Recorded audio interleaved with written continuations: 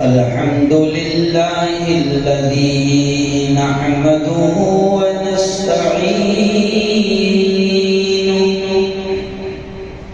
ونستغفره ونؤمن به ونتوكل عليه ونعوذ بالله من شرور أنفسنا ومن سيئات أعمالنا من يهده الله فلا مضل له ومن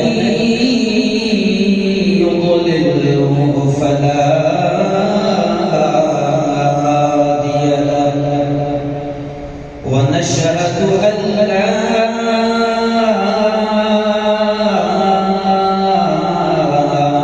إله إلا الله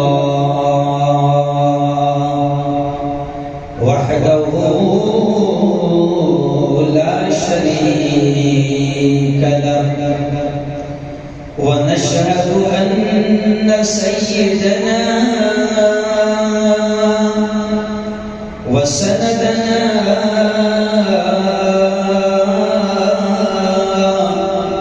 وحبيبنا ومولانا محمد وبارك وسلم تسليما كثيرا كثيرا فقد قال الله أعوذ بالله من الشيطان الرجيم بسم الله الرحمن الرحيم يا أيها الذين آمنوا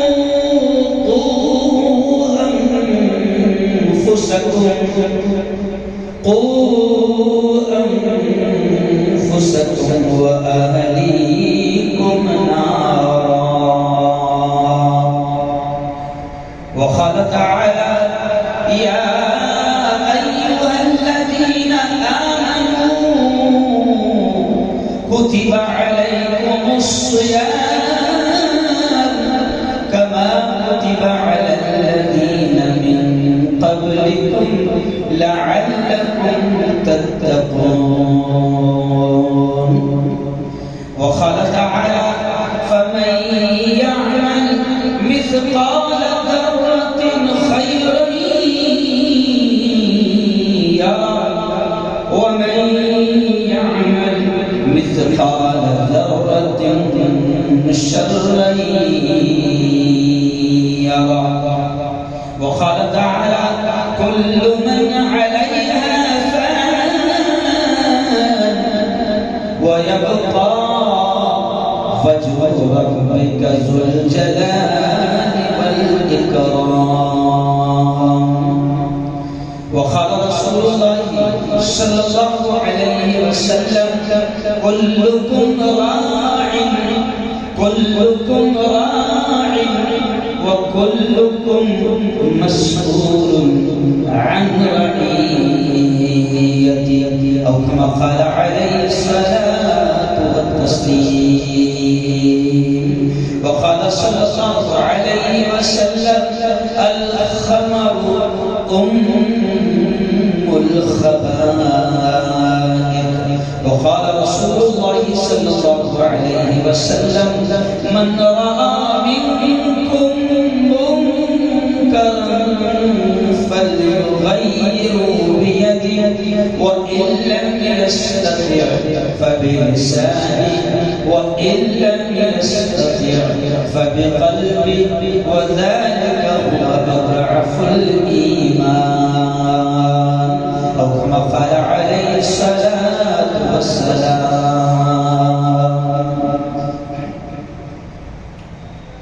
میں نے مانا میری آواز نہیں جائے گی،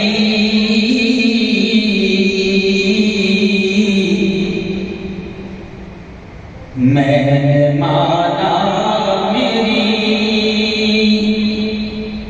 آواز نہیں جائے گی،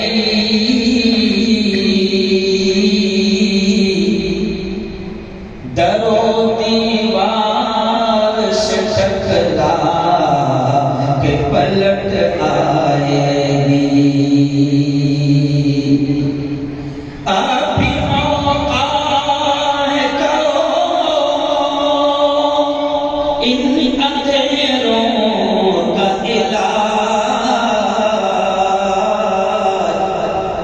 ابھی موقع ہے کرو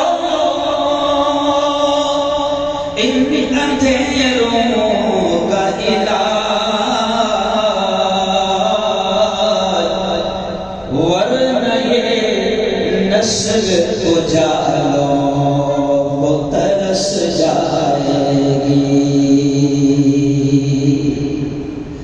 زندگی مانگو کسی سے نہ محبت مانگو، تخت مانگو نہ کوئی تاج و حکومت مانگو، جھوٹی دنیا ہے یہ، دنیا کی نہ شہرت مانگو، صرف اللہ سے تم علم کی دولت مانگو،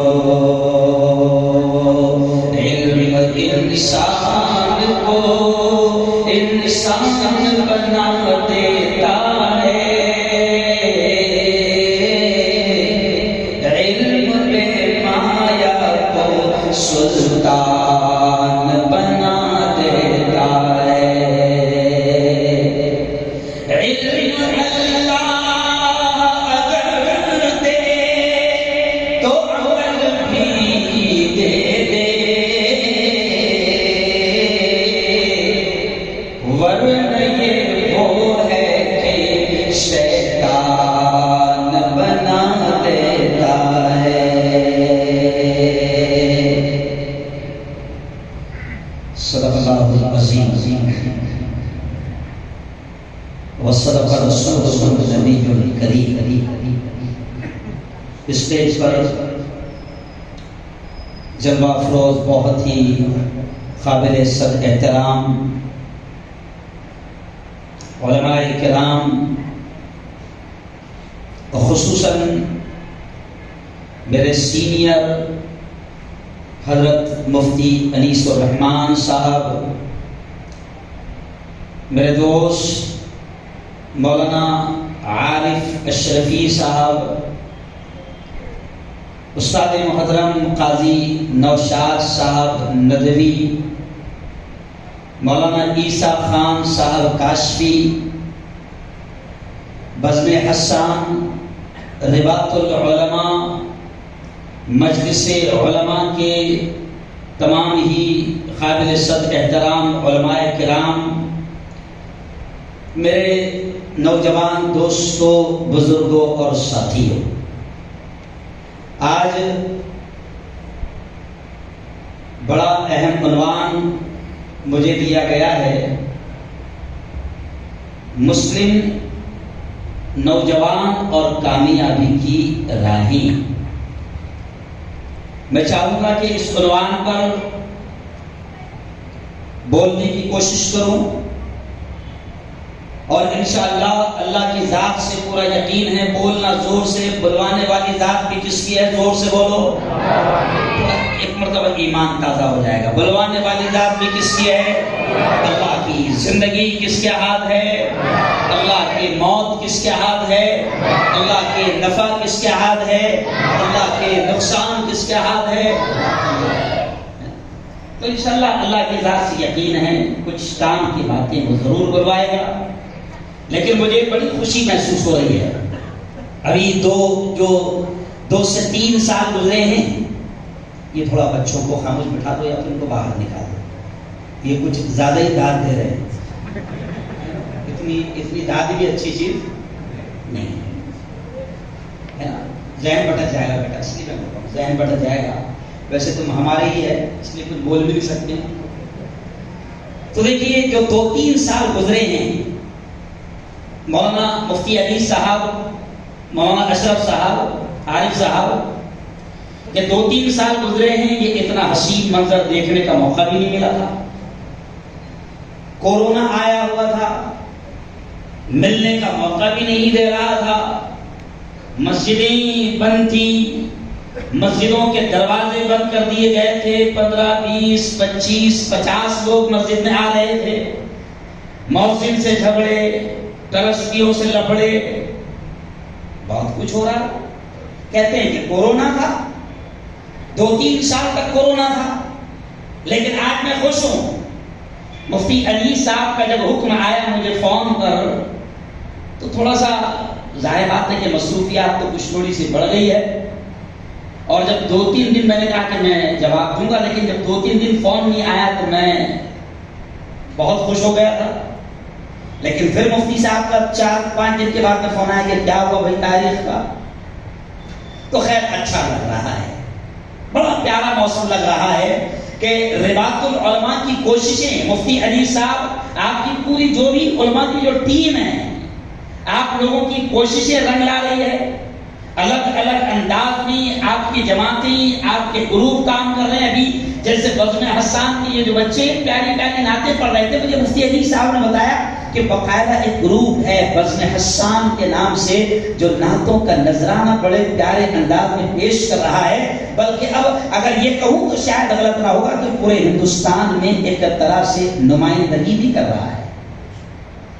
ایسی علماء کی ایک بڑی جماعت ہے جو بڑا خدمت خلق کا کام کر رہی. میں یہاں سے خاص طور سے جان بوجھ کر شروع کر رہا ہوں کیونکہ ظاہر بات ہے کہ ان تمام چیزوں کا ذکر ہونا بھی میں سمجھتا ہوں کہ ضروری ہے. مولانا ایک بڑا گروپ ہے مفتی علی صاحب کے رہبری میں کہ یہاں پر بھی صفا بیت المال کے نام سے اللہ کے بندوں کی خدمت کر رہا ہے. میں گلبرگہ گیا تھا, صفا بیت المال کے جو چیف ہے, جو سربراہ ہے, جو چیئرمین ہے, جو قائد ہے, حضرت مولانا غیاث صاحب رشادی, میں ان کا پورا سسٹم گلبرگہ میں دیکھا. صفا بیت المال کا دل خوش ہو گیا, دعائیں کی. پھر چکلور میں جب میں گیا, آپ کو یاد ہوگا کہ آج سے 1.5-2 سال پہلے مہاراشٹر کے چکلور میں بڑا خطرناک سیلاب آیا تھا. کروڑوں روپے کا نقصان ہوا تھا اور لوگ دانے دانے کو محتاج ہو گئے تھے. اس وقت بھی مفتی علی صاحب, یہ آپ کا جو صفا بیت المال ہے, رشادی صاحب کا جو صفا بیت المال ہے, میں نے اپنی آنکھوں سے دیکھا کہ کروڑوں روپے کا وہاں پر کام ہوا. اور ہندو بھائیوں نے بھی جس انداز میں دعائیں دی میں الفاظ بیان نہیں کر سکتا ہوں. وہاں پر میرے ہاتھوں سے جن گروپوں نے وہاں پر کام کیا تھا ان کو کچھ میڈل, ان کی حوصلہ افزائی وہاں پر ہوگی. تو خیر بہت اچھا کام ہے. اور اورنگ آباد والوں, یہ جو مجلس لگائی جا رہی ہے نا, یہ جو 10 روزہ اجلاس ہے, میں آپ کو بالکل صاف طور سے کہہ رہا ہوں کہ یہ جو 10 روزہ اجلاس ہے, یہ نورانی مجلس, یہ ایسا پیارا برکتی ماحول اور جگہ پر دیکھنے کو نہیں مل رہا ہے. میں تو یہاں پر آیا کیونکہ وقت نہیں تھا, میں نے یہاں پر آیا تو میں نے دیکھا کہ الحمدللہ اس 10 روزہ عظیم الشان اجتماع میں بڑے بڑے علماء کرام آ رہے ہیں اور مختلف اہم عنوانات کے تحت امت کے سامنے اللہ اور اس کے رسول کا پیغام پہنچا رہے ہیں. میں نے دیکھا میرے استاد محترم مولانا عبد القدیر مدنی صاحب, مولانا عبد الرشید مدنی صاحب, مولانا مختار مدنی صاحب دھولیا اور مولانا معیز الدین فاروقی صاحب, مولانا نصر اللہ خان رحمانی, مولانا عبد الرشید مدنی, مولانا انوار الحق اشاعتی, یہ تمام نام سے جھلکیاں میں اس لیے لے رہا ہوں کہ اتنے علماء کرام کو یہاں پر لانا یہ بھی کوئی ہنسی کھیل نہیں ہے, بہت بڑا کام ہو رہا ہے. اور یہ جو ٹیم ہے نا, بڑی چنندہ ٹیم ہے, علماء کی ٹیم ہے, باصلاحیت علماء ہیں. یہ جو عنوانات کہ یہ بھی وقت کی اہم ضرورت ہے، کیونکہ میرا ماننا ہے مفتی علی صاحب کہ اگر مریض کو ٹائیفائڈ ہے، اگر مریض کو ٹائیفائڈ ہے تو اس کو ملیریا کا ڈوز دینے کا کوئی مطلب نہیں آیا۔ اور یہ جو عنوانات میں دیکھ رہا ہوں، یہ جو عناوین میری نگاہوں کے سامنے ہیں، میں اس کا خلاصہ نہیں کروں گا تاکہ میں اپنے اصل موضوع پر آ جاؤں اور مختصر سے وقت میں اپنی بات کو سمیٹنے کی کوشش کروں۔ میں جو عناوین دیکھ رہا ہوں کہ مجھے بڑا اچھا لگا، جیسے ایک عنوان اس میں ہے اصلی تعلیم، ضرورت، اندیشے اور تدبیریں، ایک عنوان ہے فیشن پرستی اور اس کا علاج۔ گزشتہ کل میرے استاد جس عنوان پر شاید بول کر گئے ہیں کہ اصلاح انسان کے خدائی تدبیریں، اور بھی اہم عنوان ہے جیسے وقت اور حالات کے تحت آپ نے ایک عنوان رکھا ہے کہ عقیدہ ختم نبوت اور اس کے تقاضے، ایک بڑا پیارا عنوان آپ نے رکھا کہ منظم مکاتب کا قیام کیوں اور کیسے، ایک عنوان ہے کہ میڈیا، فوائد اور نقصانات۔ میں اس لیے عوام کے سامنے رکھ رہا ہوں مولانا تاکہ عوام کو احساس ہو جائے کہ یہ تمام عناوین وہ ہیں کہ جس کی امت کو اس وقت رہبری کی سخت ضرورت ہے۔ آؤ اورنگ آباد والوں، بس میں اب اپنے موضوع کی طرف بڑھتے ہوئے یہ کہوں گا کہ دیکھو سب سے پہلے تو اللہ کا احسان، اس انعام پر، اس احسان پر ہم اللہ کا شکر ادا کریں کہ اس خالق نے، اس مالک نے ہم سب کو اس سال کا رمضان خیریت کے ساتھ عطا فرمایا۔ اور میں دعا کے الفاظ کہوں گا، پورا مجمع آمین کہنا۔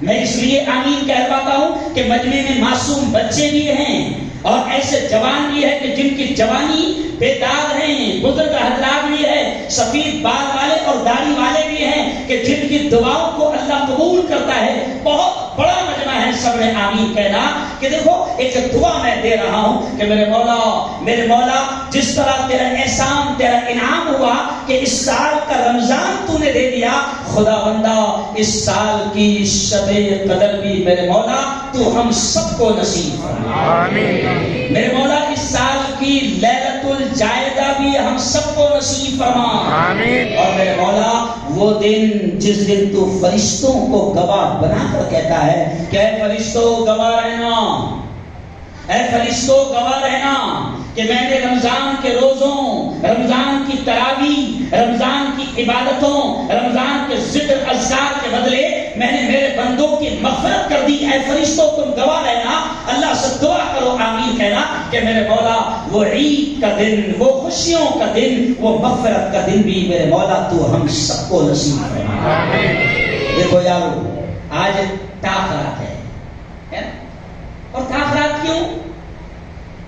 پیارے حبیب نے فرمایا ہے کہ جس طرح رمضان اللہ کا بہت بڑا انعام ہے، جس طرح رمضان اللہ کا بہت بڑا انعام ہے، ایسے ہی اس امت کو اللہ نے شب قدر ایک بہت بڑا انعام دیا ہے۔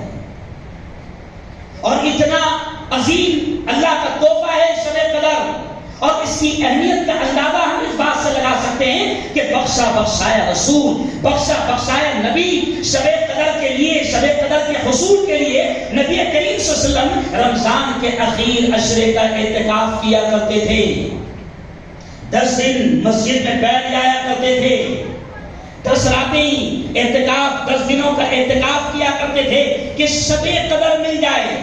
تو یقیناً شب قدر میں کوئی تو خاص بات ہوگی کہ بخشا بخشایا نبی 10 دنوں کا اعتکاف کر رہا ہے، اور وہ نبی پھر ہم جیسے کمزوروں کے لیے اس نبی نے یہ کہا کہ شب قدر کے حصول کے لیے اگر اعتکاف نہ کر سکو تو ہمارے آقا نے بڑے پیارے انداز میں نصیحت کرتے ہوئے سمجھاتے ہوئے کہا کہ دیکھو شب قدر اللہ کا بڑا انعام ہے، اور اللہ نے اسپیشلی پوری ایک سورت نازل فرما دی، انا انزلناہ فی لیلۃ القدر۔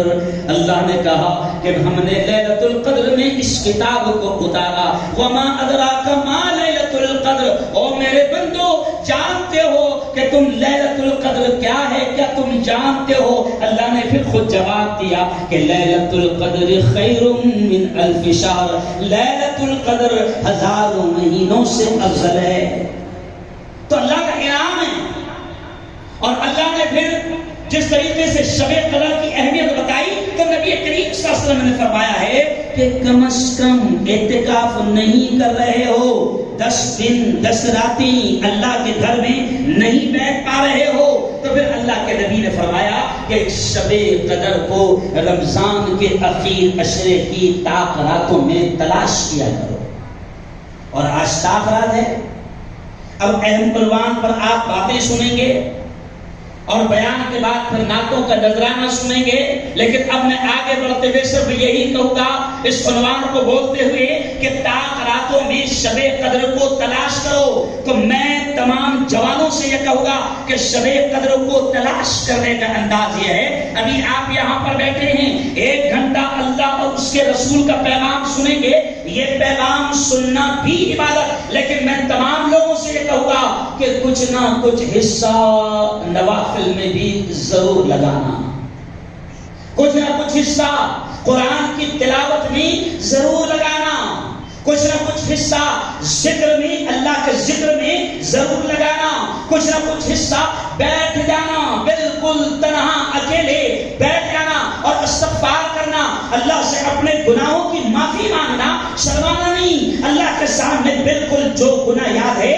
اللہ والوں نے کہا کہ جو گناہ یاد ہیں، جو گناہ یاد ہیں وہ بھی اللہ کے سامنے رکھنا کہ میرے مولا یہ گناہ ہوئے ہیں، میرے مولا یہ گناہ ہوئے ہیں، کہتے ہیں بھی شرم آتی ہے، میرے مولا یہ گناہ ہوئے ہیں جو مجھے یاد ہے، خدا بندہ تو ان کو بھی معاف فرما، اور پھر یہ بھی کہنا کہ اے اللہ کچھ گناہ تو ایسے ہیں جو یاد بھی نہیں آ رہے ہیں، میرے مولا جانے میں انجانے میں جس طرح بھی جو بھی گناہ ہوئے ہیں بڑے چھوٹے، میرے مولا تو تمام گناہوں کو معاف فرما، اس طرح آپ اللہ سے دعائیں بھی مانگیں، بولو مانگیں گے انشاءاللہ، ہاں شب قدر کی تلاش میں کچھ وقت عبادت میں گزاریں گے، کہو انشاءاللہ۔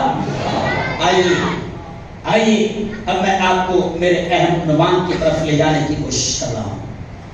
اللہ نے موقع دیا ہے، یہاں پر آیا ہوں، ورنہ 2-3 سال جو ہے وہ کورونا میں گزر گئے تھے، لیکن ہمارا یہ بھی ماننا ہے، ایک تھوڑا سا ایمان کی بات آ گئی تو وہ بھی بتا دوں کہ کئی مسلمانوں کے دماغ میں یہ بات بھی بیٹھی ہوئی ہے کہ کورونا چائنا کا گیم تھا،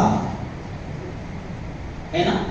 ایک بات سمجھ لو، یہاں یہ بھی ایمان تازہ کر لو کہ گیم کسی کا بھی ہو، گیم کسی کا بھی ہو، ہمارا ماننا ہے کہ درخت کا پتا بھی خدا کے حکم کے بغیر، ارے بولو، درخت کا پتا بھی خدا کے حکم کے بغیر نہیں ہلتا، تو یہ اتنی پوری دنیا بغیر خدا کی مرضی کے لاک ڈاؤن نہیں ہو سکتی ہے، اللہ ناراض تھا۔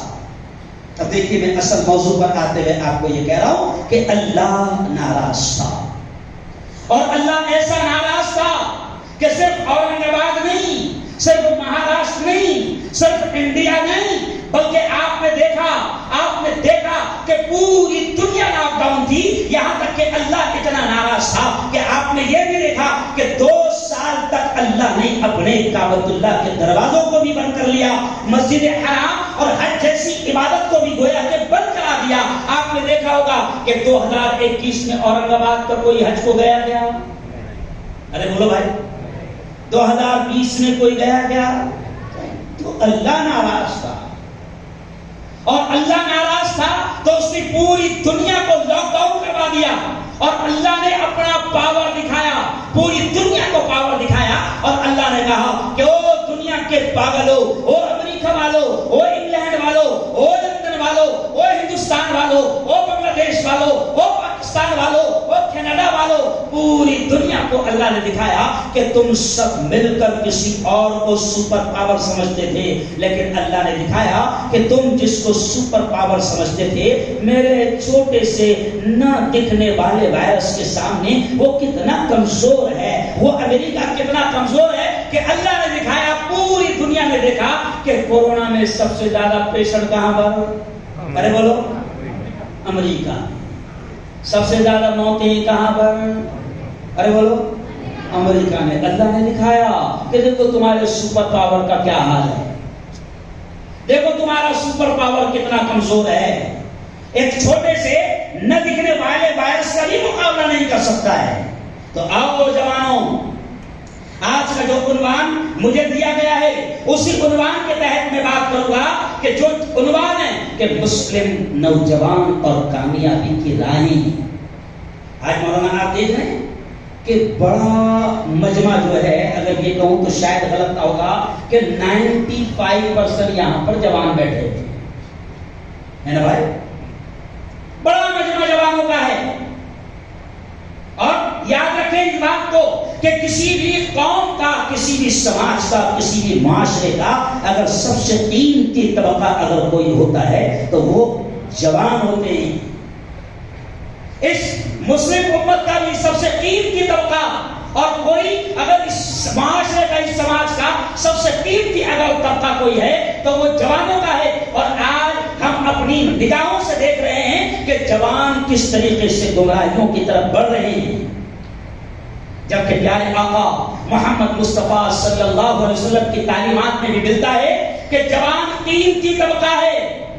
اور نبی پاک نے بھی یہ فرمایا ہے، نبی پاک نے بھی صاف طور سے یہ کہا ہے کہ اللہ کو جوانی کی عبادت بڑی مقبول ہے، اللہ کو جوانی کے سجدے بڑے پسند ہے، اللہ کو یہ عمر، اگر جوانی کی عمر میں اگر جوان اللہ کا بن کر رہتا ہے، عبادتوں میں لگ جاتا ہے، اگر یہ جوان اپنے آپ کو زناکاریوں سے، بدکاریوں سے، حرام کاریوں سے اور گناہوں سے اپنے آپ کو بچا کر رکھتا ہے اور اللہ کی اور اس کے رسول کی مان کر چلتا ہے، تو نبی نے خود فرمایا ہے کہ اللہ کو وہ جوان بہت پسند ہے جو اپنی جوانی کی تمام گناہوں سے حفاظت کرتا ہے۔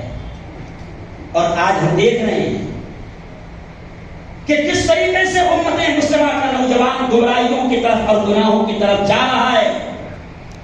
بلکہ اگر یہ کہوں تو غلط نہ ہوگا، میں تمام جوانوں سے یہ کہہ رہا ہوں کہ میری قوم کے جوانوں، مسلم سماج کے میرے قیمتی جوانوں، اس بات کو سمجھ لو کہ پوری قوم کو میں یہ پیغام دے رہا ہوں کہ مسلمان جوانوں کو خاص طور سے باطل طاقتیں اور باطل نظام مسلم جوانوں کو خاص طور سے ٹارگٹ کر رہا ہے اور ایسے گناہوں میں ان کو لگا رہا ہے کہ جس کا تصور یہ ہمارے بزرگ حضرات بیٹھے ہیں، یہ ہمارے باپ کے عمر کے کچھ لوگ ٹیکوں سے بیٹھے ہیں، آج مولانا یہ کہتے ہوئے اچھا محسوس کیوں ہو رہا ہے کہ ایسے گناہوں میں امت مسلمہ کے جوان ملوث ہو رہے ہیں کہ وہ گناہ کبھی ہمارے ان بزرگوں کے دماغ اور تصور میں آئے بھی نہیں، شیطان نے لگا دیا ہے۔ اور یہ قوم کا جوان اگر گناہوں میں لگ جائے گا، یہ قوم کا، معاشرے کا، یہ سماج کا قیمتی طبقہ اگر گناہوں میں لگ جائے گا تو یاد رکھیں اللہ کی مدد پھر شامل حال نہیں ہوگی، اللہ کی طرف سے کوئی مدد نہیں آئے گی۔ آج مسلمان جوان، آج ہم اپنی آنکھوں سے دیکھ رہے ہیں کہ پورے ملک میں جگہ جگہ مارے جا رہے ہیں، کچلے جا رہے ہیں، دبائے جا رہے ہیں، موب لنچنگ کیے جا رہے ہیں، حملے کیے جا رہے ہیں، ہر طرح سے دبایا اور کچلا جا رہا ہے اور پورا جوان آج ایک احساس کمتری کا شکار ہے۔ اور کبھی کبھی تو وہ یہ سوچنے پر مجبور ہی ہو گیا ہے کہ آخر اللہ کی مدد کیوں نہیں آتی ہے، کیوں اللہ کی جانب سے مدد نہیں آ رہی ہے۔ آپ دیکھو کہ کئی جگہ ابھی اپیل کی جا رہی ہے، سوشل میڈیا پر اپیل کی جا رہی ہے، علماء کرام کی جانب سے اپیل کی جا رہی ہے کہ فجر کی نمازوں میں قنوت نازلہ کا اہتمام کیا جائے، قنوت نازلہ پڑھا جائے، کیونکہ ملک کے حالات بڑے خطرناک ہیں اور بڑے خطرناک دور سے خاص طور سے یہ مسلم سماج گزر رہا ہے۔ قنوت نازلہ پڑھی جائے، اللہ کے سامنے رویا جائے، گڑگڑایا جائے، مدد مانگی جائے، لیکن یہاں پر ہم کو یہ بھی سوچنا پڑے گا کہ آخر اللہ کی مدد کیوں نہیں آ پا رہی ہے۔ اب میں چند چیزیں آپ جوانوں سے کہوں گا اور بالکل سیدھے سادے انداز میں میں کچھ اہم پیغام آپ کے سامنے رکھنا چاہتا ہوں۔ آج یہ پورا کے پورا جوانوں کا طبقہ یہاں پر موجود ہے۔ آج اس ڈاک رات کے موقع پر جوانوں، میں آپ سے یہ کہوں گا کہ اپنی جوانی کی حفاظت کرو، اپنی جوانی کی حفاظت کرو، اپنی جوانی کی حفاظت کرو۔ میرے الفاظ مجھے ساتھ نہیں دے رہے کیونکہ آج میں نے مولانا 3 سے 4 جوانوں کو ایسے خطرناک گناہ میں ملوث ہوتے ہوئے دیکھا ہے، میں نے ان کو آتے آتے موبائل پر سمجھانے کی کوشش کی، آج جس طریقے سے میری قوم کا جوان گناہوں میں ملوث ہو گیا ہے، مجھے زیادہ بتانے کی ضرورت نہیں، سب سے پہلا ٹارگٹ اگر شیطانوں نے کیا ہے تو شیطانوں نے اس قوم کے جوانوں کو ہر طرح سے زنا میں مبتلا کر دیا ہے۔ آنکھوں کا زنا، خیالوں کا زنا، فکروں کا زنا، تصورات کا زنا، ہاتھوں کا زنا، اور یہ پوری قوم کا جوان مختلف انداز میں زنا کر رہا ہے۔ موبائل اس کے ہاتھ میں ہے، شیطان نے موبائل تھما دیا ہے، ہماری بیٹیوں کے ہاتھ میں موبائل آ گیا۔ 10 سے 15 سال کی جو بیٹیاں ہیں، ماحول ایسا بن گیا کہ ایجوکیشن، لاک ڈاؤن کے موقع پر ایجوکیشن، ماحول ایسا بن گیا کہ اب اس کو اینڈرائڈ موبائل پر تعلیم دینا ہے۔ ہماری بیٹیوں کے ہاتھ میں موبائل آ گیا اور بیٹیاں انٹرنیٹ کے ذریعے سے تعلیم حاصل کر رہی ہے، اور اس انٹرنیٹ میں ایسی تباہیاں بیٹیوں کے سامنے اور جوانوں کے سامنے آ رہی ہے کہ ان کو روکنا مشکل ہو گیا ہے، روکنا مشکل ہو گیا ہے۔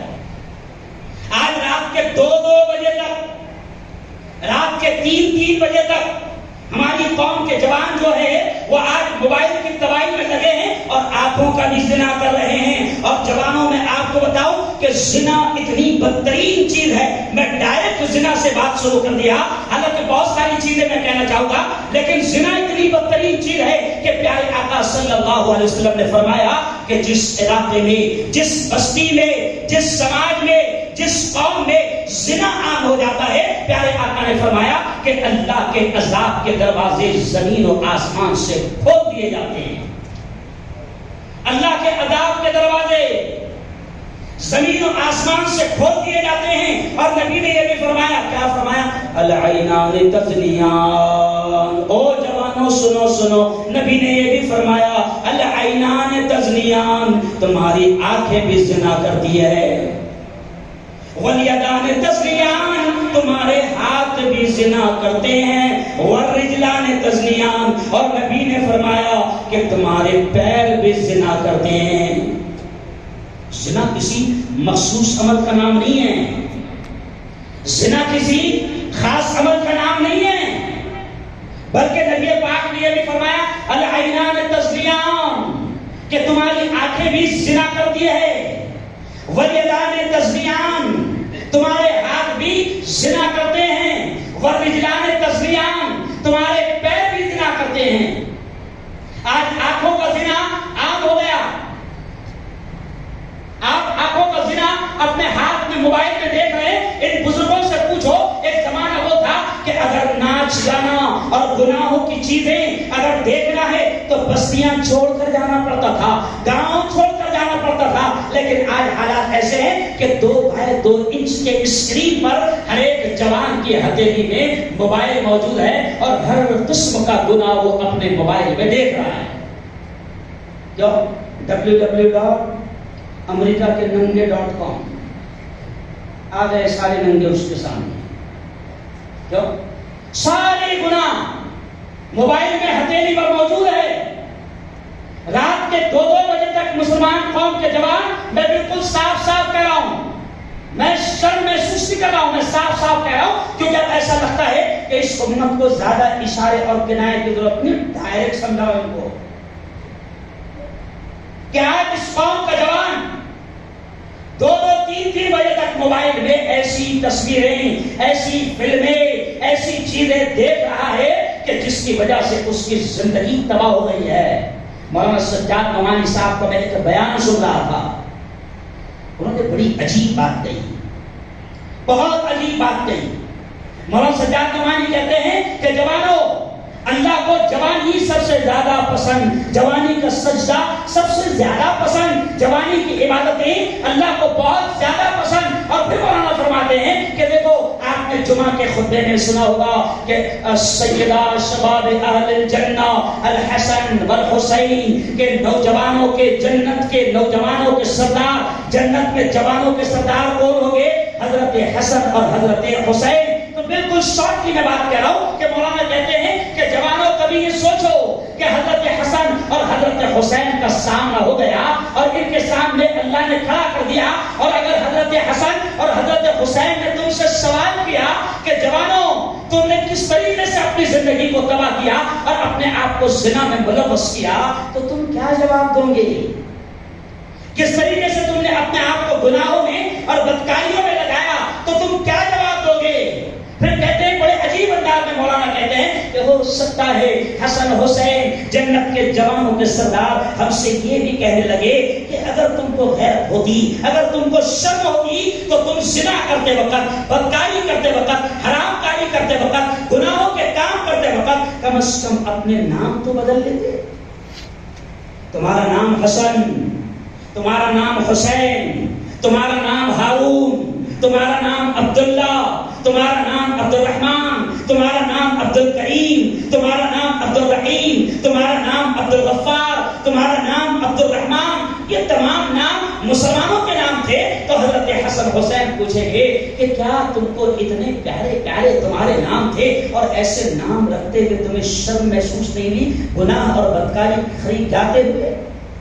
جوانوں آج تھوڑا سا طے کر لو، میں چند گناہوں کا تذکرہ کر رہا ہوں اور پھر اخیر میں کچھ اہم بات کہوں گا کہ آج سب سے زیادہ اولین طور پر جو گناہ ہو رہا ہے وہ محسوس کیوں ہو رہا ہے؟ مولانا اس بات کو سمجھ لیں کہ ابھی یہ آنکھوں کے زنا کو اس قوم کا جوان جو ہے نا وہ زنا بھی نہیں سمجھ رہا ہے، جبکہ آپ نے دیکھا ہوگا کہ بزرگوں نے کہا ہے کہ زنا کی شروعات یہیں سے ہوتی ہے۔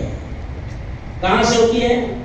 ارے بولو بھائی، آنکھوں سے، چوری چوری چھپکے چھپکے کہاں سے شروع ہوتا ہے معاملہ؟ آنکھوں سے۔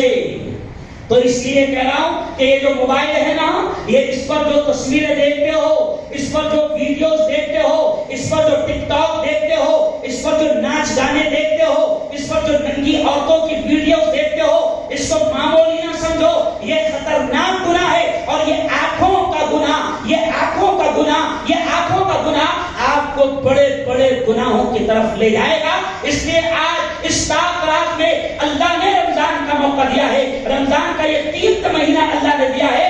دیکھو اگلا رمضان ملے گا یا نہیں ملے گا، کوئی خبر نہیں ہے کہ اگلا رمضان ملے گا یا نہیں ملے گا۔ اگر جتنے بھی آنکھوں کے زنا ہوئے ہوگے یا گناہ ہوئے ہوگے، آج اللہ کے سامنے رو کر گڑ گڑا کر معافی مانگ لو، اللہ معاف کرنے کو تیار ہے۔ سارے گناہوں سے معافی مانگو۔ اور ایسے ہی اب کیا ہو گیا کہ مسلمان جوان جو دین کی سماج کا حصہ ہے، آج میری قوم کا جوان مختلف قسم کے نشہ کی طرف قدم بڑھا رہا ہے، مختلف قسم کے نشہ کر رہا ہے۔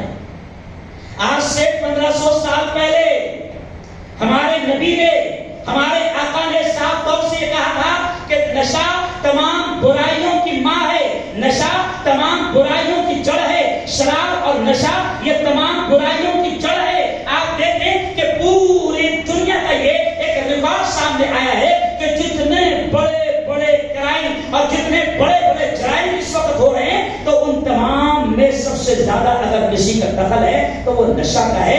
نشہ کی حالت میں بڑے بڑے کرائم اور جرائم میری قوم کے جوان بھی کر رہے ہیں۔ نشہ کرے گا قتل کرنا آسان، نشہ کرے گا مرڈر کرنا آسان، نشہ کرے گا طلاق دینا آسان، نشہ کرے گا ماں باپ کو گالی دینا آسان، نشہ کرے گا بیوی کو مارنا آسان، نشہ کرے گا بڑوں کی بے ادبی کرنا آسان، نشہ کرے گا زنا کرنا آسان۔ بلکہ اگلا جملہ مجھے کہتے ہوئے شرم محسوس ہو رہی ہے کہ نشے کی حالت میں ایسے ایسے واقعات بھی سامنے آ رہے ہیں کہ نشے کی حالت میں ہماری قوم کے کچھ جوانوں نے اپنی سگی ماں اور بہنوں کے ساتھ بھی منہ کالا کیا ہے۔ یہ واقعات ہوئے ہیں، کوئی قصے کہانی نہیں۔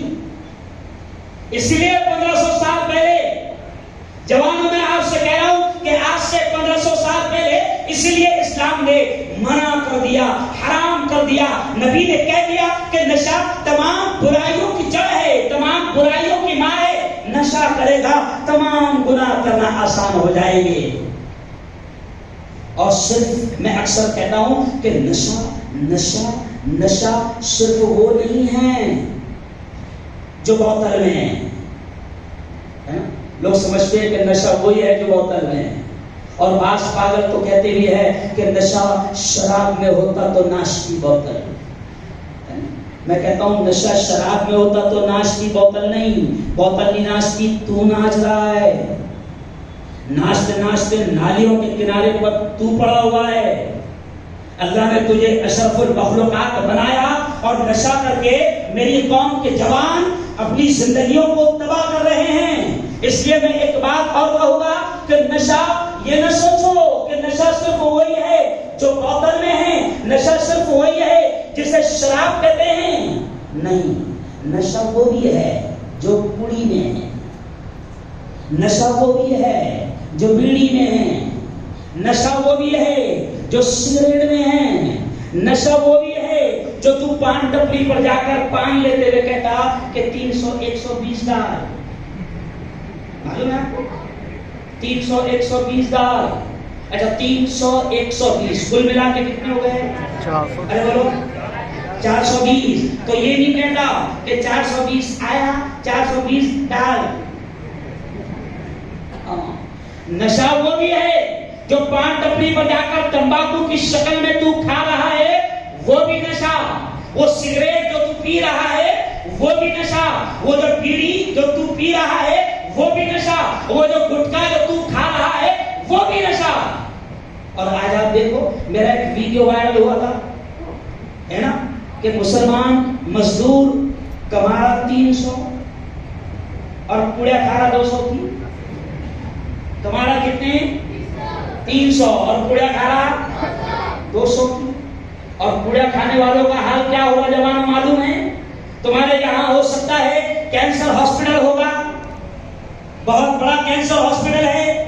میں جوانوں کو بالکل سادے انداز میں سمجھانے کی کوشش کر رہا ہوں کہ یہ جو پڑی ہے، آج کا عنوان ہے مسلم نوجوان، مسلم نوجوان۔ تو میں مسلم نوجوان سے یہ کہوں گا کہ دیکھ تیری زندگی ختم ہو رہی ہے اس نشہ کے چکر میں، اور کئی مسلم جوان جو ہے کینسر ہاسپٹل میں کبھی کبھی مولانا جیسے کہ پروگرام لگائے نا، تو میں سمجھتا ہوں کہ رباط العلماء اور مجلس علماء نے ایک پروگرام اور لگانا چاہیے اور نشہ مخالف مہم چلاتے ہوئے 10 15 لوگوں کو کینسر ہاسپٹل کا دورہ کروانا چاہیے۔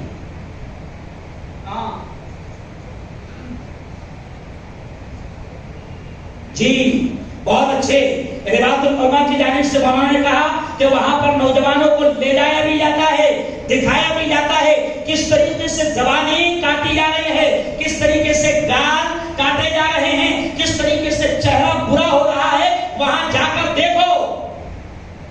مسلمان جوانوں، یہ مجھے کہتے ہوئے شرم محسوس ہو رہی ہے کہ نشہ میں سب سے زیادہ، پوڑی میں سب سے زیادہ اور سگریٹ میں سب سے زیادہ اگر کسی قوم کے بچے اور نوجوان سامنے آ رہے ہیں تو وہ مسلمان جوان سامنے آ رہے ہیں۔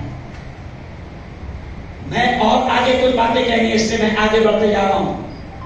کیا یہ بھی طے کرو، اگر کامیابی کی راہیں، اگر کامیاب ہونا چاہتے ہو تو میں مسلمان جوانوں سے کہوں گا کہ ہر قسم کے نشے سے، ہر قسم کے نشے سے اپنے آپ کو محفوظ رکھو۔ ورنہ آج یہ بات مجھے یاد آ گئی تو کہہ رہا ہوں کہ آج پوڑی کھا کر نشہ کر کے اس امت کے جوان بالکل اندر سے کھوکھلے اور کمزور ہوئے ہیں۔ بلکہ ایک میری ویڈیو وائرل ہوئی تھی کہ کبھی جوان نعرہ لگاتے ہیں، ہم لوگ سیاسی نیتا بھی ہیں، کبھی ہنگامے کرتے ہیں تو کبھی جوان نعرے لگاتے ہیں، مفتی صاحب تم آگے پڑھو، ہم تمہارے ساتھ ہیں، اور جب دیکھو تو ایک دم پچکٹ پڑا ہے۔ تو میں نے کہا ایسے جوان جن کا سینہ اندر سے پورا خالی ہو گیا، جو ایسے کمزور ہے کہ ایک فیٹ مارے تو 3 قرآن ٹیک آئیں گے، تو ایسوں کے بھروسے پہ کیا آگے بڑھنا؟ آپ بتائیں، ایسوں کے بھروسے پہ کیا آگے بڑھنا اور ایسوں کے بھروسے پہ فتویٰ دینا کیا؟ نہیں سمجھے؟ نشہ کر کے اپنے آپ کو اندر سے کھوکھلا اور کمزور کر دیا ہے۔ ہر قسم کے نشہ کو چھوڑو، ہر طرح کے نشہ سے اپنے آپ کو پاک کرو۔ آج کے پروگرام کا یہ پیغام بھی اگر آپ نے سمجھ گیا تو میں سمجھوں گا کہ یہ پروگرام کامیاب ہو گیا۔ بلکہ میں یہ کہوں گا کہ جیسے نبی نے کہا من رأى منكم منکرا فلیغیرہ بیدہ، نبی نے فرمایا کہ اگر کسی گناہ کو ہوتے دیکھو تو ہاتھ سے روکنے کی طاقت ہو تو ہاتھ سے روکو۔ زبان سے روکو. تو میں بڑی بات آج اورنگ آباد میں کہہ کے جا رہا ہوں. اللہ نے دماغ میں ڈال دیا کہ مسلمانوں اگر اپنے محلے میں میری جلگاؤں میں ہم نے یہ بات کی ہے, یہ کام کیے کہ اگر ہمارے محلے میں مسلم محلہ ہے, مسلم علاقہ ہے, اگر ہمارے محلے میں کوئی نشے کا کاروبار کرتا ہے, اس کو حرام کھانے کی عادت پڑ گئی ہے. لاکھوں کروڑوں روپے ابھی جمعیت علماء نے نشہ مخالف مہم چلائی تھی. ہم نے مالیگاؤں میں یہ کام کیا اور دھولیا میں یہ کام کیا, جلگاؤں میں یہ کام کیا کہ ہمارے محلے میں اگر کوئی نشے کا کاروبار کرتا ہے, اس کو حرام کھانے کی عادت پڑ گئی, لاکھوں کروڑوں روپے وہ نشے کا کاروبار کر کے کما رہا ہے اور امت کے جوانوں کی زندگی سے کھیل رہا ہے. تو میں آج کھل کر اللہ کے گھر میں یہ کہہ کے جا رہا ہوں کہ جہاد صرف دوسروں سے نہیں ہوتا ہے, جہاد تو ہمارے اپنوں سے بھی ہوتا ہے. اگر ہمارے محلے میں, ہمارے علاقوں میں اگر کوئی نشے کا کاروبار کر کے ہمارے جوانوں کی زندگی کو تباہ کر رہا ہے, تو تمام مسلمانوں کا یہ کام ہے کہ اس نشے کے کاروبار کو روکنے کے لیے پوری محنتیں کریں. ہاتھ سے روکنے کی طاقت پڑے نا, سن لو, تو ہاتھ سے بھی روکیں. زبان سے روکنے کی طاقت پڑے, زبان سے روکے.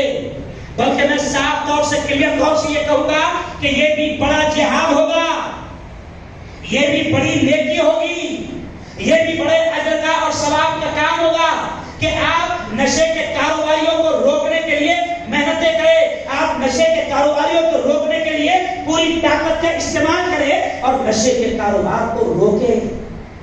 اب آپ کہیں گے کہ مفتی ہارون آیا اور عجیب بات کر کے گیا.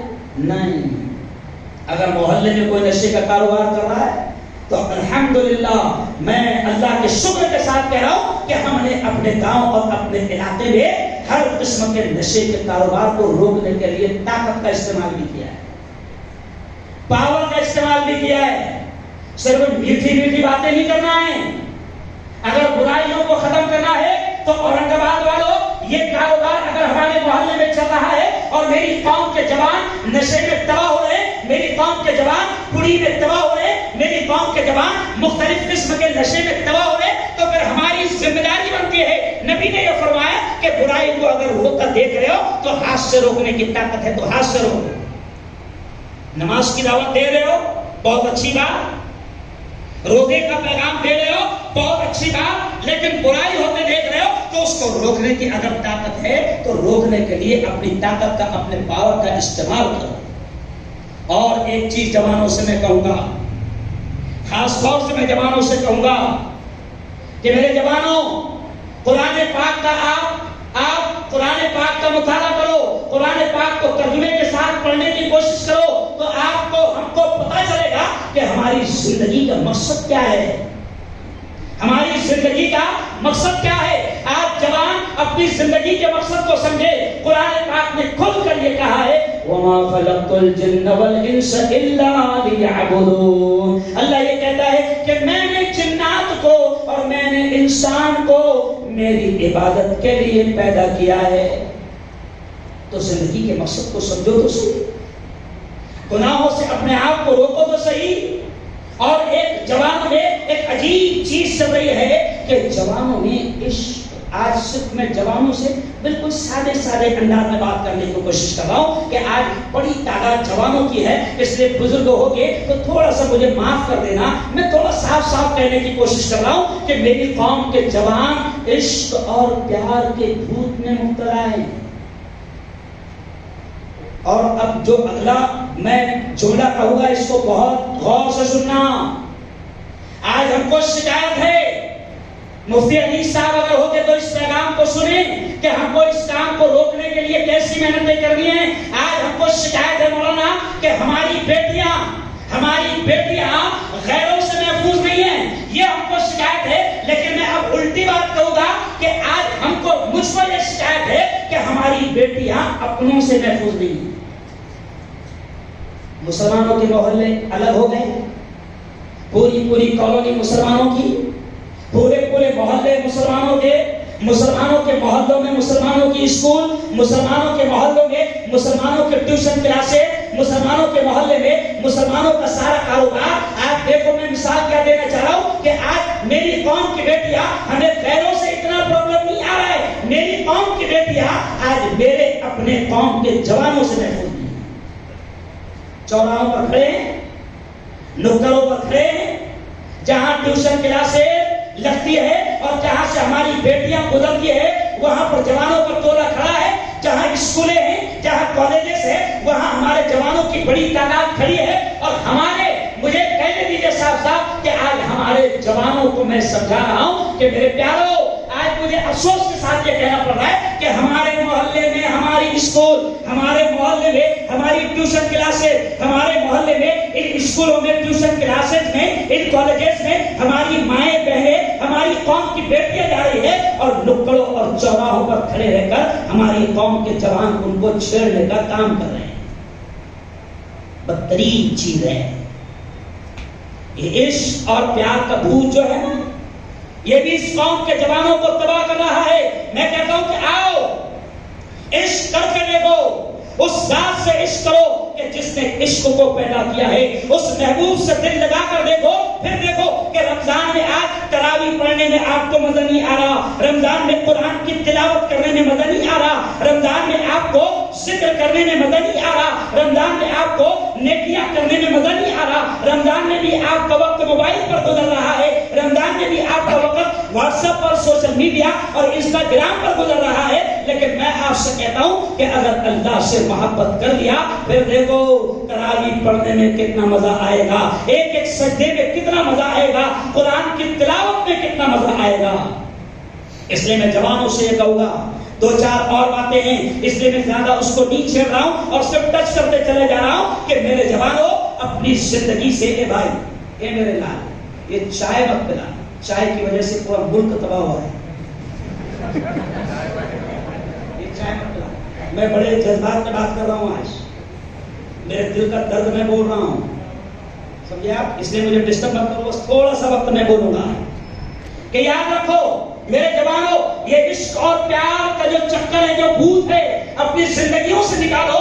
بلکہ میں ایک جملہ, بڑا سخت جملہ کہوں گا, اور میں نہیں کہہ رہا ہوں, پیارے آقا محمد مصطفیٰ, زور سے کہہ دو, صلی اللہ علیہ وسلم کے پاس ایک جوان آیا اور کہنے لگا حضور, دیکھو سنو سنو سنو, کہنے لگا حضور وہ فلاں جو لڑکی ہے نا, وہ جو فلاں کی بیٹی ہے نا, وہ جو فلاں کی بہن ہے نا, حضور میں اس سے محبت کرنے لگا ہوں. کیا کرنے لگا ہوں؟ محبت کرنے لگا ہوں. حضور نے بڑے پیارے انداز میں, شوق میں آپ کو بتا رہا ہوں, بڑے پیارے انداز میں سمجھایا کہ جوان بتا, اور میرے یار بتا, جو محبت تو اس سے کر رہا ہے, یہ جو عشق, جو محبت اور جو عشق تو اس سے کرنا چاہتا ہے, اگر کوئی ایسی ہی محبت اور ایسا ہی عشق اگر تیری بہن کے ساتھ کرے تو تجھے کیسے محسوس ہوگا؟ اگر ایسی ہی محبت اور ایسا ہی عشق اور ایسا ہی پیار اگر کوئی تیری گھر کی ماں بہن کے ساتھ کرے تو تجھے کیسے محسوس ہوگا؟ یہ کوئی عشق نہیں ہے, سن لو, یہ کوئی عشق نہیں ہے, یہ کوئی پیار نہیں ہے, یہ بلکہ کھلا کہوں گا کہ یہ ہوس ہے, یہ زنا ہے, یہ بدکاری ہے, یہ حرام کاری ہے. ان تمام چیزوں سے اپنی زندگی کو محفوظ کرو. اور ایک خاص بات کیا, اور آگے بڑھتے ہوئے کہوں گا کہ آج ہمارے جوانوں میں بہت عجیب بات دھیان میں آ گئی, آج ہمارے جوانوں میں فیشن پرستی ایسے عام ہو گئی جیسے فیشن کا شوق ہماری بیٹیوں کو ہوتا ہے.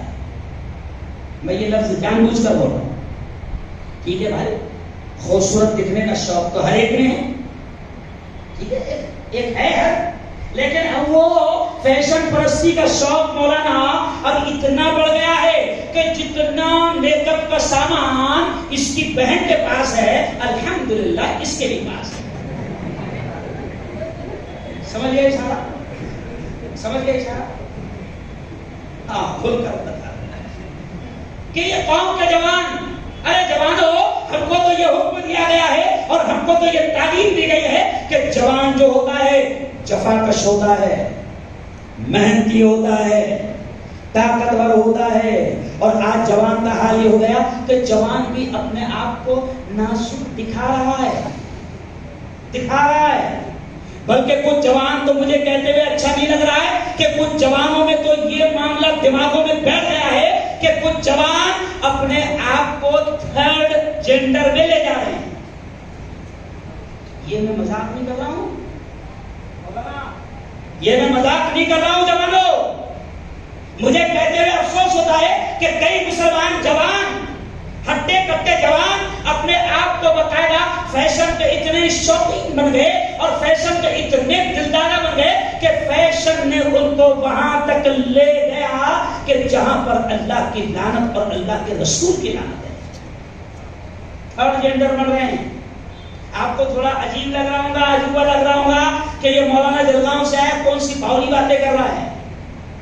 میں آپ کو 50 مسلمان جوان کہ جن کو اللہ نے مرد بنایا ہے, جن کو اللہ نے مرد بنایا ہے, لیکن فیشن پرستی, میں ابھی بیٹیوں کی بات نہیں کر رہا ہوں, میں بیٹیوں کی بات نہیں کر رہا ہوں, میں جوانوں کی بات کر رہا ہوں کہ فیشن پرستی کا بھوت جو ہے وہ میری قوم کے جوانوں میں آ گیا ہے. جبکہ ہم تو دیکھنا یہ چاہتے ہیں کہ میری قوم کا جوان بہادر ہو, میری قوم کا جوان مجاہد ہو. کیوں؟ کھیل بھی کھیلے تو نبی نے خود کہا ہے کہ کھیل بھی کھیلو تو بہادری کے کھیل کھیلو. نبی نے کہا جوانوں سن لو یہ بھی پیغام. نبی نے کہا ہے گھوڑ سواری کرو, تیراکی کرو, تیر اندازی کرو. یہ تمام کھیل آپ کی طاقت کو, آپ کے اسٹیمنا کو بڑھائیں گے. لیکن اب گھوڑ سواری نہیں رہی, اب تیر اندازی نہیں رہی, اب تیراکی بھی نہیں رہی. اب یہ گیم بھی کھیل رہا ہے تو وہ گیم کھیل رہا ہے, بلکہ کہتے ہوئے اچھا نہیں لگ رہا ہے کہ اب تو یہ گیم بھی کھیل رہا ہے. نبی نے خود کہا ہے, شریعت نے کہا ہے, اسلام نے کہا ہے کہ جوانوں بالکل گیم کھیلو, لیکن وہ گیم کہ جس سے تمہاری طاقت, تمہارا اسٹیمنا, تمہارا پاور بڑھے. لیکن اب یہ گیم بھی کھیل رہا ہے تو موبائل پر کیا کھیل رہا ہے؟ پب جی, موبائل پر. ابھی نئے نئے گیم آ گئے, ورنہ پہلے تو ہم دیکھتے تھے کہ ایک سانپ کا گیم آتا تھا. سانپ, وہ ایسا سانپ ایسا بڑا ہوتا جاتا تھا اور یہ سڑ جائے کچھ ہوتا جاتا تھا.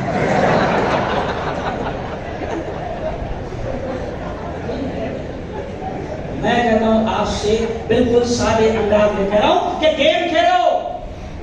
بلکہ رفاقت العلماء سے میں یہ کہوں گا کہ ان کے کشتی کے مقابلے کرواؤ, ان کے کراٹے کے مقابلے کرواؤ, ان کو بہادر بناؤ.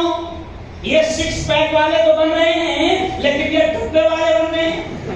میں 6 پیک والے جوانوں سے بھی کہوں گا کہ 6 پیک والے بنو, مضبوط بنو, طاقتور بنو.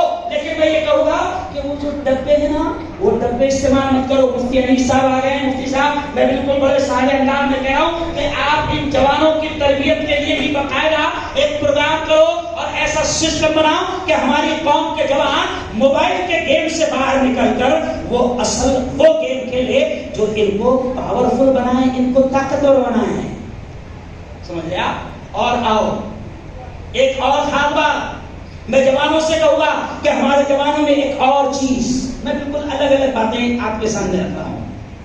ہمارے جوانوں میں جہاں بھی, اورنگ آباد کا تو نہیں مجھے معلوم ہونا, لیکن ہر جگہ میں دیکھ رہا ہوں جہاں جہاں جا رہا ہوں کہ ہمارے جوانوں میں دادا بننے کا بہت شوق ہو ہے.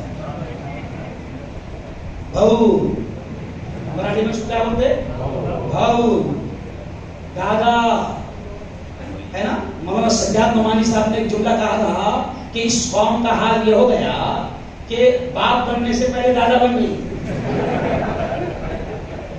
محلوں میں جوان دادا گیری کر رہے ہیں, گنڈا گردی کر رہے ہیں. ابھی میں 14ویں روزے کو, مولانا مفتی انیس صاحب, میں 14ویں روزے کو سورت میں تھا. سورت کا ایک بہت بڑا علاقہ ہے, وہاں میرا بیان تھا. مجھے وہاں کے ذمہ داروں نے بتایا کہ مفتی صاحب اس سے بھی بڑی مسجد اس گیٹ پر, وہاں کے ذمہ داروں نے بتایا کہ مفتی صاحب ہمارے یہاں جوانوں میں دادا گیری اور گنڈا گردی اور آپس میں لڑائی اتنی پھیل گئی ہے کہ دوسرے روزے کو ایک جوان نے مسجد کے گیٹ پر دوسرے مسلمان جوان, ایک مسلمان جوان نے دوسرے مسلمان جوان کو چاقو مار دیا دوسرے روزے کو. اور 14ویں روزے کو جب میں وہاں پر پہنچا تو وہ سارے کے سارے تینوں کے تینوں جوان ابھی تک رمضان کے مہینے میں جیل میں سڑ رہے ہیں, دادا گیری کر رہے ہیں. ایک دم سادہ سمجھا ہوا, میری قوم کے جوان گنڈا گردی کر رہے ہیں. گنڈا گردی اسلام میں نہیں ہے، دادا گیری اسلام میں نہیں ہے.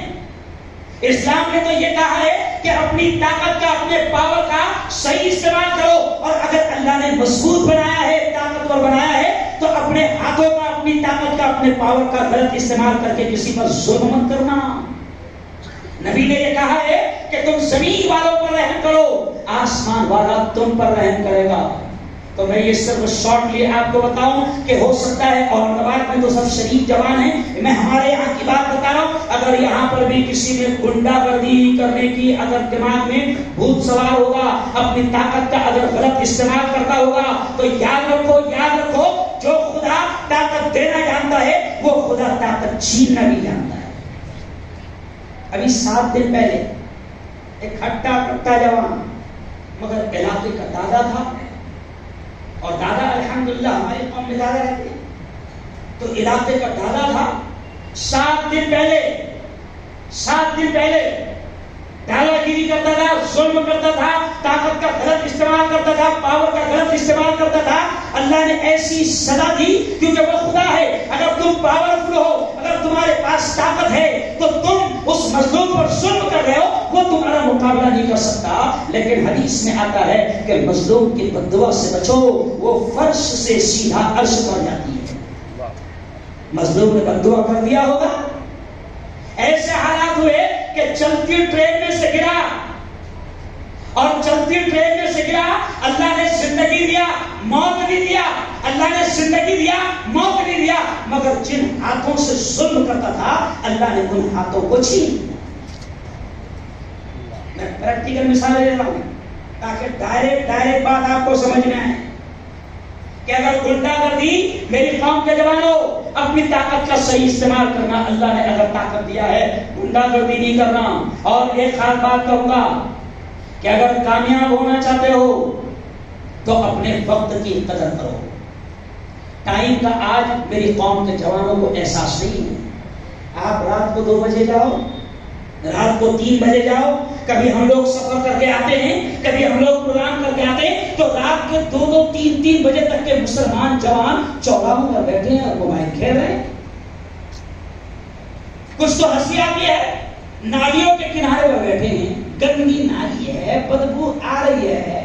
ہمارے یہاں ایک نالا ہے اقصی مسجد کے پیچھے، تو میں اس کو کہتا ہوں نا، ظاہر بات ہے نالا ہے تو نالے میں سے کیا آئے گا؟ بولو بھائی خوشبو آئے گی نا. نالے پر بیٹھے ہیں تو میں کہتا ہوں واہ واہ، ساحل سمندر پر بیٹھے ہیں، بھینی ہوائیں اور خوشبوئیں آ رہی ہے، اور میری قوم کا جوان 2 3 بجے تک وہاں پر اس کا فائدہ لے گا. ٹائم کا احساس. ٹائم پاس مت کرو، نشے کے عادی مت بنو. بلکہ آخری بات کہتے ہوئے کہوں گا کہ مسلمان جوان بیکاری، سستی اور کاہلی کو چھوڑے. بیکاری، سستی اور کاہلی کو چھوڑے. اگر تباہی کے راستوں سے بچنا چاہتے ہو، کامیاب ہونا چاہتے ہو، تو بیکاری، سستی اور کاہلی کو چھوڑو. میں کوکر کے علاقوں میں گیا، میں گجرات کے علاقوں میں گیا. مفتی عتیق صاحب، ایک عجیب چیز میں نے دیکھا کہ کوکر میں، گجرات میں 5 بھائی ہیں، 4 بھائی سعودی میں، کینیڈا میں، امریکہ میں، ایک یہاں پر سبزی لانے کو.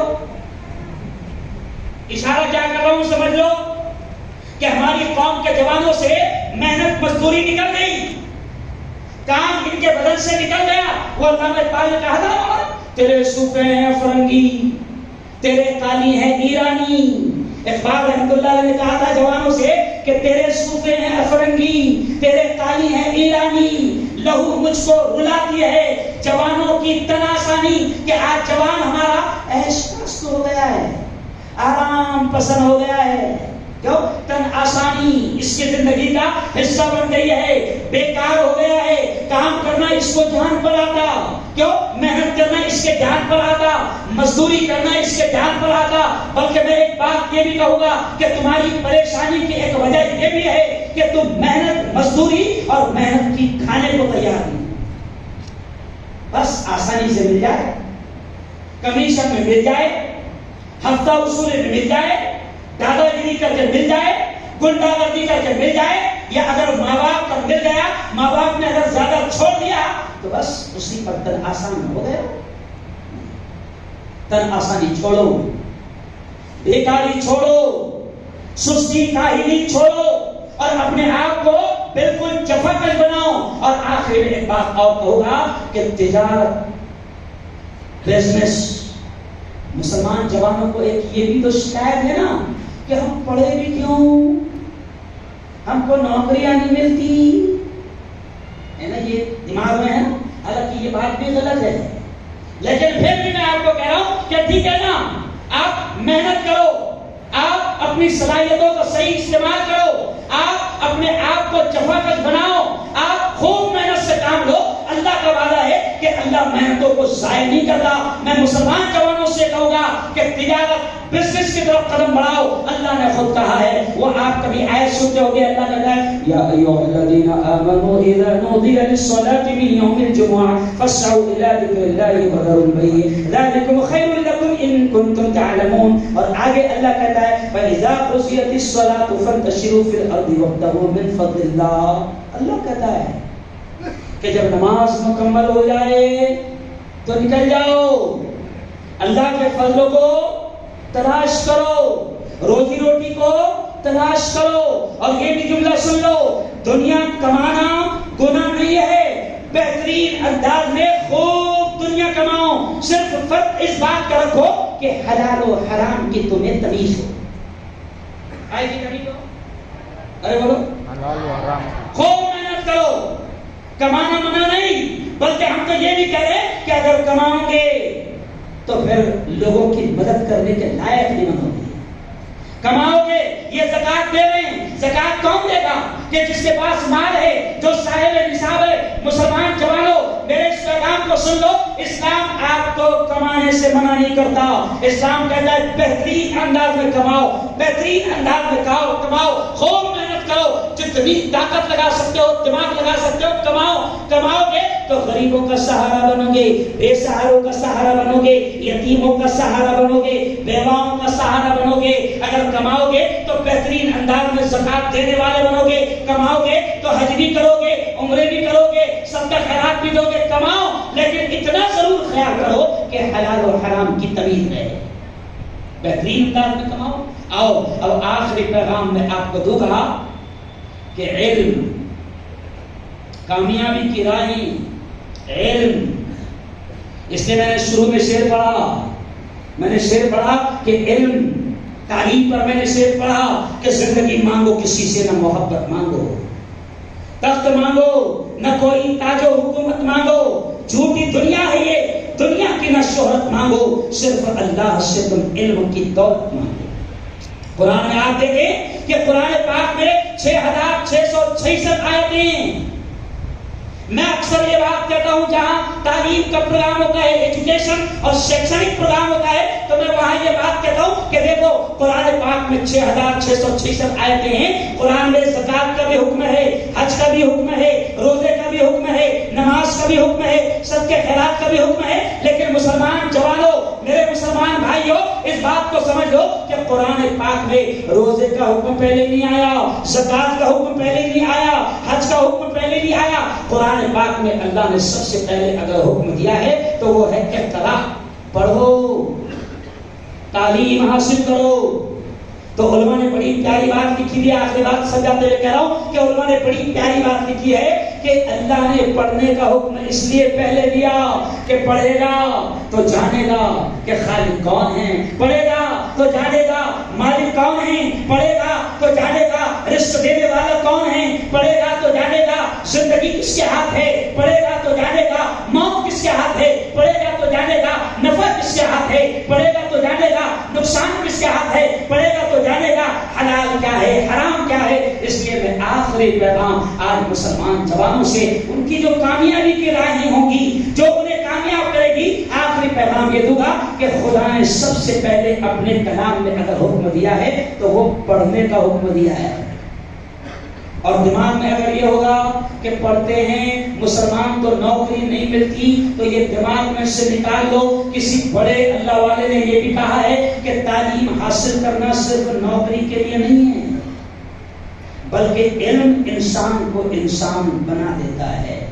علم بے مایا کو سلطان بنا دیتا ہے. علم سیکھو گے تو تقدیر سنور جائے گی, زندگی ورنہ اندھیروں میں گزر جائے گی, اور علم جس کو نہیں منزل وہ کہاں پاتا ہے, ٹھوکریں راہ میں کھا کھا کے ہی مر جاتا ہے. تو تعلیم حاصل کرو. بلکہ میں تمام جو بڑے بیٹھے ہیں میں ان سے بھی کہوں گا کہ اپنے بچوں کو اچھی تعلیم دو. اگر ایک وقت چولہا بند رکھنا پڑے, جملہ سمجھ لو کہ اگر ایک وقت گھر میں چولہا بند رکھنا پڑے چلے گا, مگر اپنے بچوں کو اچھی تعلیم دو, دین کی بھی بہترین تعلیم دو, دنیا کی بھی بہترین تعلیم دو, ان کو علم کے زیور سے آراستہ کرو. اور آؤ اب ایک حوصلہ دینے والی بات میں آپ کو بتاؤں گا, آخری بات. ایک ذمہ دار ہونے کے ناطے کہ مسلمانوں, ان حالات سے بھی آپ کو گھبرانے کی ضرورت نہیں ہے. بہت اہم بات کر رہا ہوں, ان حالات سے بھی آپ کو گھبرانے کی ضرورت نہیں ہے. ہمارا ایمان ہے کہ سب کچھ اللہ کے ہاتھ میں ہے, ساری چیزیں اللہ کے ہاتھ میں ہیں. اور پھر وہ آیت سنا کر بات ختم کروں گا کہ یہ کتنی ہی یہ باطل طاقتیں کتنی ہی سازشیں کریں, کتنے ہی پلان بنائے, کتنے ہی منصوبے بنائے. آج جوانوں میں تم سے بھی یہ کہہ رہا ہوں کہ تم کو ٹارگٹ کیا جا رہا ہے, گھبرانے کی ضرورت نہیں. اپنا رشتہ اللہ سے مضبوط کر لو, اپنا تعلق اللہ سے مضبوط کر لو. سارے مسائل کا حل اللہ کے پاس موجود ہے. ان حالات سے گھبرانے کی ضرورت نہیں. اللہ کہتا ہے وَمَكَرُوا وَمَكَرَ اللَّهُ وَاللَّهُ خَيْرُ الْمَاكِرِينَ. اللہ کہتا ہے یہ چال چلتے ہیں, یہ جتنی باطل طاقتیں ہیں, اللہ کہتا ہے یہ چال چلتے ہیں, یہ منصوبے بناتے ہیں, یہ سازشیں کرتے ہیں, یہ پلان بناتے ہیں, لیکن اللہ کہتا ہے یہ نہیں جانتے کہ سب سے بہترین پلانر, سب سے بہترین مدبر, سب سے بہترین آئیڈیا کون ہے, کس کے ہاتھ میں ہے؟ بولو زور سے. تو سارے پلان باطل طاقتوں کے فیل ہو گئے. بس رمضان کا مہینہ ہے اللہ سے دوستی کرنے کا, اللہ سے محبت کرنے کا. اللہ نے موقع دے دیا اور اللہ کہتا ہے کہ میرے بندو میں اتنا خوش ہوں کہ تم نفل ادا کرو گے, میں فرض کا ثواب دوں گا, تم فرض ادا کرو گے, میں 70 گنا فرض کا ثواب دوں گا. تو یہ اچھا موقع ہے اللہ سے دوستی کرنے کا, اللہ سے دوستی کرنے کا, اللہ سے رشتہ جوڑنے کا. تو میں بس مبارکباد دوں گا پھر اخیر میں رباط العلماء, مجلس العلماء اور بزم حسان اور ان تمام لوگوں کو دل کی گہرائیوں سے مبارکباد دوں گا کہ ایک اچھا پروگرام آپ لوگ 10 دن کا یہاں پر سجاتے ہیں اور اچھے اچھے عنوانات پر آپ علماء کرام کو بولنے لگاتے ہیں. تو یقیناً یہ ایک بہت اچھا کام یہاں پر ہو رہا ہے. آپ دعائیں بھی کریں کہ اللہ تعالیٰ ان اجلاس کو, اللہ زور سے کہنا, ان اجلاس کو اللہ بے انتہا قبول فرمائے. آمین. اور دیکھو یہ جو لوگ محنتیں کر رہے ہیں نا, آپ کو نہیں معلوم یہ مفتی انیس صاحب, یہ پوری ٹیم کیسے محنت کرتی ہے, کیسے علماء کو فون لگاتی ہے, ریکویسٹ کرتی ہے, ان سے تاریخیں مانگتی ہے, کیسے بلاتی ہے, ان کی خدمت کرتی ہے, علماء کو بلانا لانا اور یہاں سے پھر پوری طریقے سے یہاں سے عزت کے ساتھ روانہ کرنا, ان سے کام لینا. یہ بہت بڑا کام مفتی انیس صاحب, رباط العلماء, مجلس علماء, بزم حسان یہ بہت بڑا کام کر رہے ہیں. میں آپ سے اپیل کروں گا کہ ہر طرح سے ان کا ساتھ دینا, دے گے انشاءاللہ, ہے نا. اور دعائیں بھی کرنا کہ اللہ تعالیٰ ان کو خوب طاقتیں نصیب فرمائے. تو آمین. اور ہر طرح سے ان کا ساتھ دینا. بلکہ تھوڑا سا اللہ کے گھر میں ہم سب بیٹھے ہیں, مجھے دونوں ہاتھ اٹھا کر بتاؤ کہ آپ ہر طرح سے ان علماء کا ساتھ دیں گے. دونوں ہاتھ اٹھا کر ماشاءاللہ ماشاءاللہ. اللہ تعالیٰ آج کے ہمارے اس اجلاس کو بے انتہا قبول فرمائے. آمین. وآخر دعوانا الحمدللہ رب العالمین.